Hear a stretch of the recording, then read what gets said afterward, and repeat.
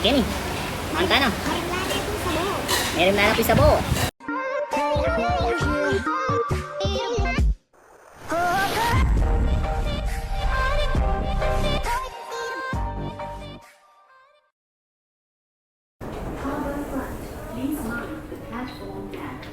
Yo, it's your boy Matt and It's a girl.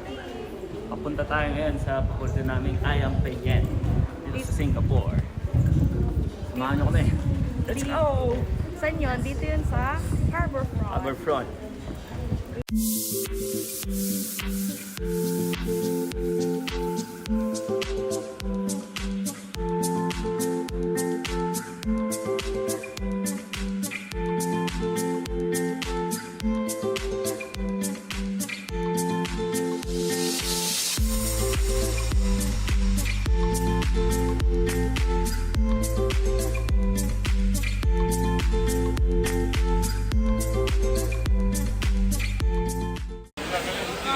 Dito na tayo. Order muna tayo. Swerte tayo ngayong araw na to kasi walang mahabang pila.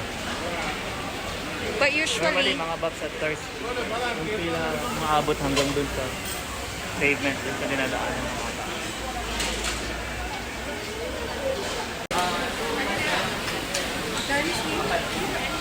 hello, order ka ka.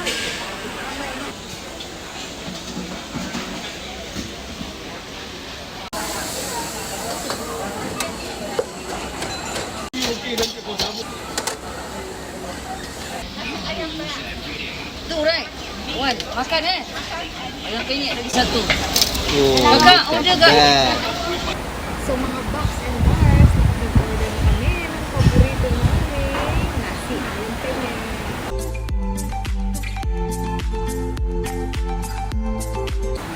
So, ito nga, kung makikita nyo kung gaano siya kalaki,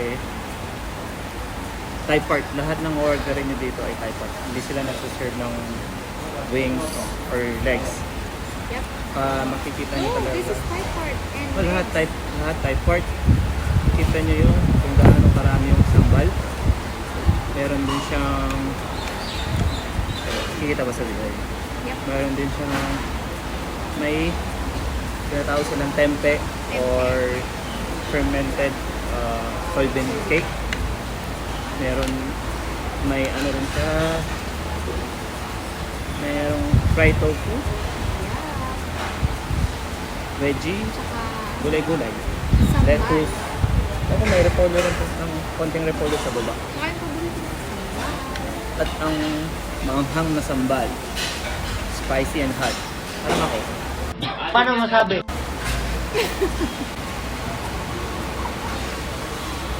Sa labas, sobrang crispy niya. And juicy. On the inside. Sa loob, sobrang lambot niya mga Babs at Tars. May pasaboy pa. May pasabaw pa. Russia.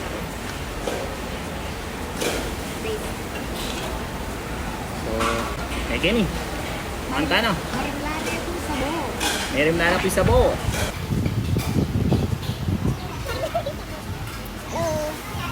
Wala mga box and bars.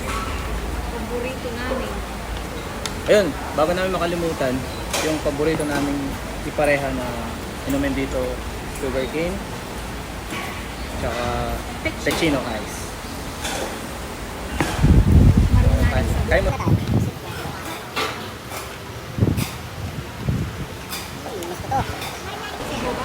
Cold.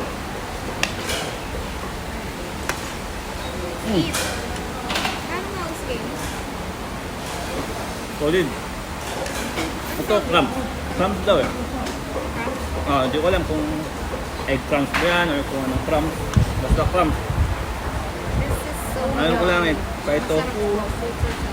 chicken, and tempe.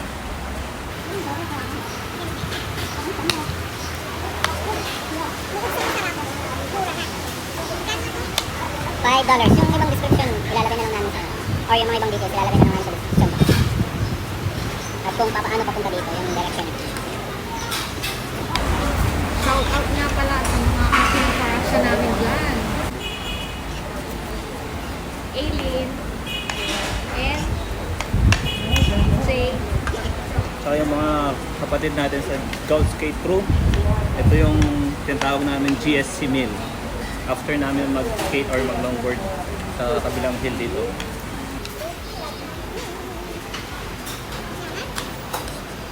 Nyam, nyam.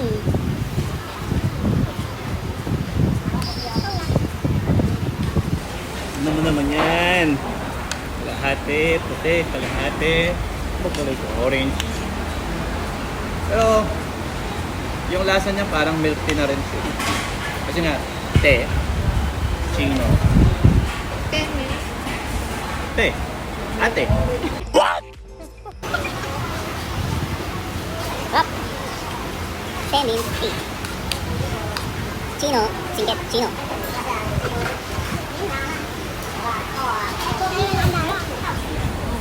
So, konting trivia lang. Marami na nakatikim dito ng mga kakilala namin or mag-anak namin na nag-tour na dito sa Singapore.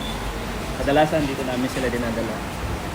At sinapakain namin yung mga ibang authentic food dito sa poker na to or food court kung tinatawag nila dito. So, sa lahat ng mga kaibigan, kapag-anak mo nakatikim dito, sigurado alam nyo yung feeling namin ngayon. Kasi na-miss namin to. So, balik tayo sa pagkain. Tignan nyo mga Bops and Dars kung gaano siya kalambot. Yung buto, nakukuha ko siyang agatin.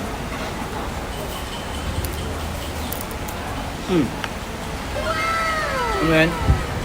Ganyan siya kalambot. Ramen ba? Hindi. Solid. Hindi. So, sobrang na-miss ko. Nilusok na yung bibig ko, mga Bops and Dars. Sobrang hangang nito. So kung mahilig din kayo sa spicy food, ito yung nire-recommenda namin na store. Or kung hindi nyo pa nasusubukan, go na!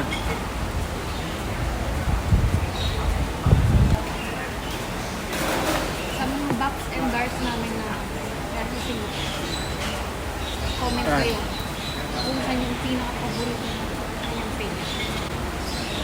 Susubukan mo rin ba? Let's see. Why not? Parang ayoko mag-try ng iba. Galing ha?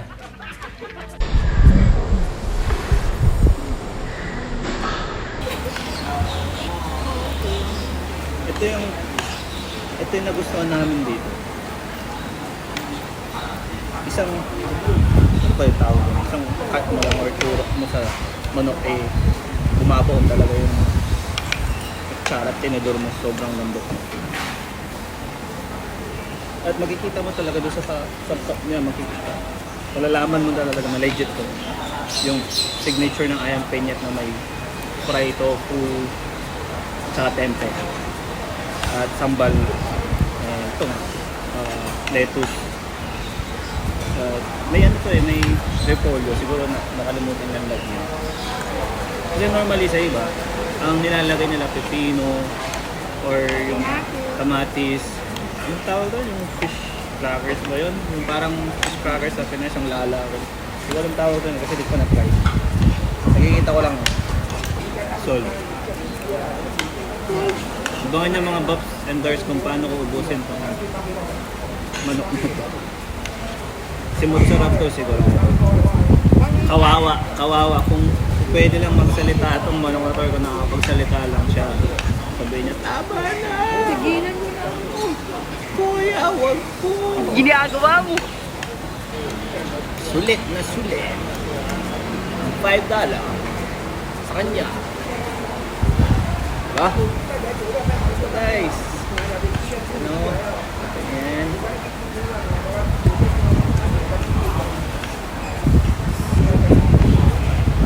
Ito yung ano, tempe or fermented soybean cake. Kita ba? Ayan.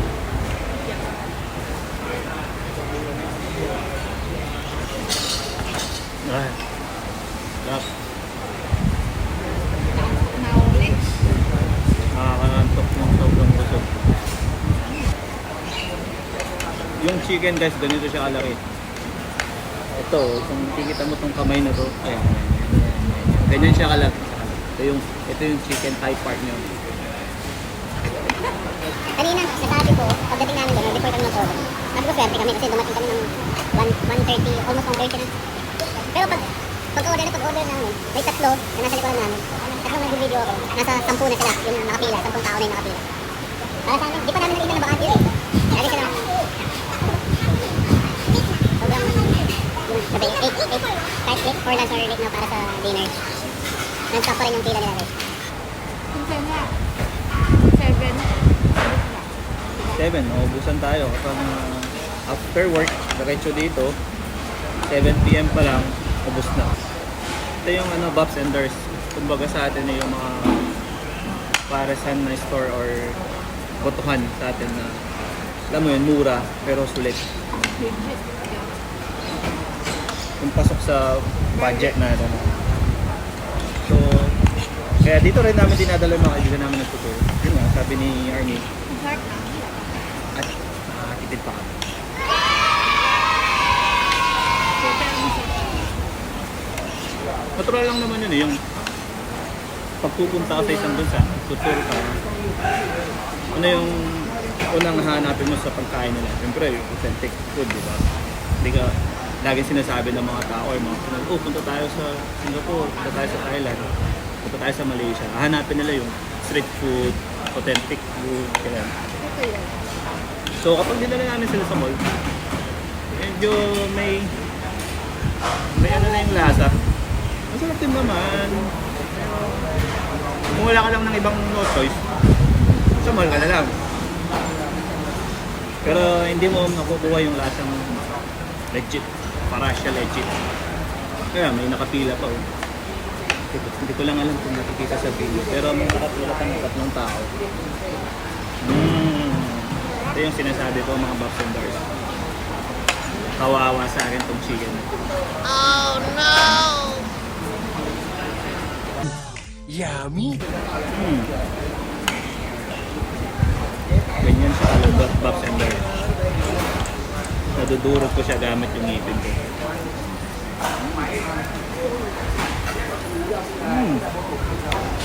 Pag-order mo, doon pa lang perito. So hindi sila magluluto ng manok hanggat walang nag-order. Pero dahil nga non-stop yung pila, yun, non-stop din yung pag-prito. Nag-enjoy ka ba? Solid. Oh, Sinisip ko na ako sobrang hangin. Yun nga, sabi ni Army, please write at the comment box yung alam nyo na masarap na peña dito or paborito na peña dito. Ito yung nagpapasarap sa peña. Ayang peña. Kahit gaano kasarap yung manok mo, kung wala ito, wala. Kumbaga sa atin, pag may sinigang ka, dapat may patis at sili. So ito rin yun. Laging may kapareho na sausawan. Maniwala kayo sa akin. Maniwala nga sa'yo.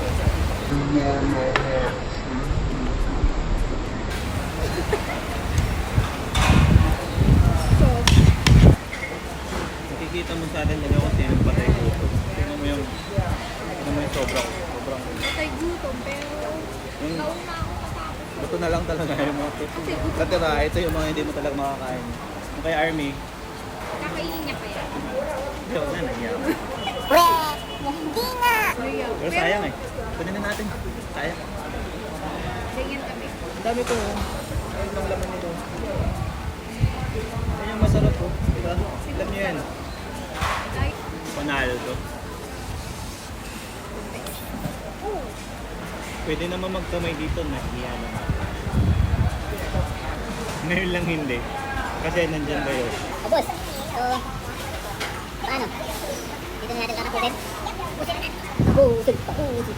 Sobrang nabusog kami, Bob's and Doors. Subukan nyo dito, sa mga kaibigan na namin nandito sa Singapore.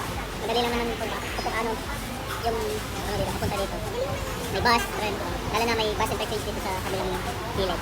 Dito lang tayo sa gilid. Sabi nga niya, dito lang tayo sa gilid. Ay, boyfriend. Hanggang sa muling pagkikita mga Bob's and Doors. See ya! Mapara siya.